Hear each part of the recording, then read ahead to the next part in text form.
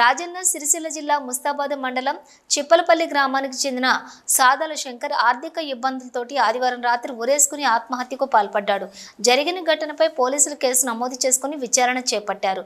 రెక్కాడితే గాని డొక్కాడదని అటువంటి కుటుంబం శంకర్దని, భార్య మానసిక పరిస్థితి బాగోలేకపోవటం, ఆర్థిక ఇబ్బందులు తట్టుకోలేకే ఉరేసుకుని మృతి చెందాడని బంధువులు చెబుతున్నారు. అయితే జరిగిన ఘటనపై పోలీసులు కేసు నమోదు చేసుకుని దర్యాప్తు చేపట్టారు.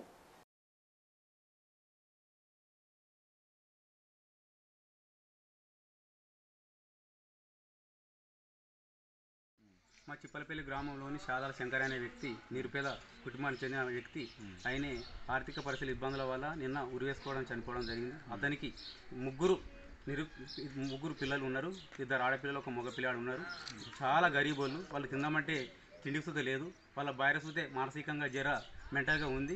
వాళ్ళ పరిస్థితిని అర్థం చేసుకొని మా చిప్పలపల్లి గ్రామంలోని ప్రతి ఒక్క వ్యక్తి, వివిధ రకాల వ్యక్తులు అందరూ కలిసి ఒక్కొక్కరు వాళ్ళు తోచిన విధంగా ఆర్థిక సాయం చేయడం జరిగింది. మరియు మా ట్రాక్టర్ యూనియన్ వాళ్ళు 5,000 రూపాయలు, మా లచ్చాసేటు 5,000 రూపాయలు, మా మాజీ సర్పంచి తాడపల్లి 3,000 రూపాయలు, మళ్ళీ మాజీ సర్పంచి దేవయ్య గారు, మరియు మా గ్రామంలోని అన్ని కుల సంఘాల నాయకులు మరియు వివిధ కులాలకు పార్టీలకు అతీతంగా ఈరోజు మా చిప్పలపల్లి గ్రామంలో అందరం నిలబడి పేరును అందరినీ ఫోన్ చేసుకుంటూ పైసలు వసూలు చేయడం జరిగింది.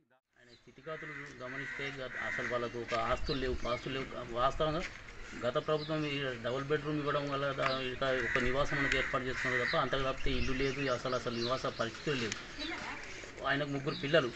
రోజు పిల్లలు పెరిగి పెద్దగా అవుతారు. అసలు ఎటువంటి ఆర్థిక వనరులు లేవు. వాళ్ళు పెరుగుతున్న కొద్దీ మరి పరిస్థితులు ఎట్లా ఉన్నాయంటే చాలా దుర్భర పరిస్థితి. రెక్కాడితే కానీ డొక్కాడని పరిస్థితి. వాళ్ళ భార్య కూడా మానసికంగా కొంచెం వికలాంగురాలే.